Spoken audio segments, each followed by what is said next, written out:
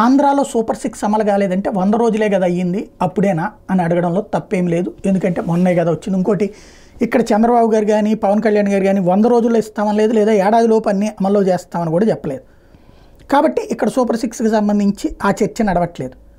ఏదో రావడానికి ప్రయత్నం చేస్తున్నాం. వైఎస్ఆర్ కాంగ్రెస్ పార్టీ పెద్దగా ఎక్కట్లేదు. జనాలు కూడా అంటి ముట్టనట్టున్నారు. సంక్షేమ పథకాల గురించి ఏదో ఇంతకుముందు జగన్ వచ్చినప్పుడు ఇచ్చాడు కాబట్టి తీసుకున్నాం, ఇప్పుడు చంద్రబాబు ఇస్తాడులే, నిదానంగా ఇస్తాడులే అని ఫీల్ అవుతున్నారు కాబట్టి ఏం లేదు. బట్ రేవంత్ రెడ్డి వచ్చేటప్పుడు 100 రోజుల్లో ఇస్తానన్నది నమ్మారు.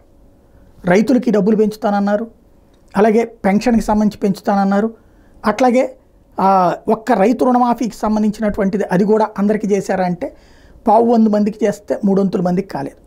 300 రోజులు అయిపోయింది. 100 రోజుల్లో చేస్తానని 300 రోజులు అయ్యింది అన్నటువంటి పాయింట్ని బీఆర్ఎస్ లైన్లోకి తెస్తుంది. చర్చ అయితే సీరియస్గా నడుస్తుంది. కాకపోతే రేవంత్ అవన్నీ అమలు చేయగలిగిన పరిస్థితిలో ఉన్నాడు. ప్రతి మహిళకి 2,500 రూపాయల డబ్బుల దగ్గర నుంచి, అలాగే విద్యార్థులకి ఎంత అని చెప్పి ఇవన్నీ చేస్తారా, చేయగలరా చూడాల్సి ఉంది.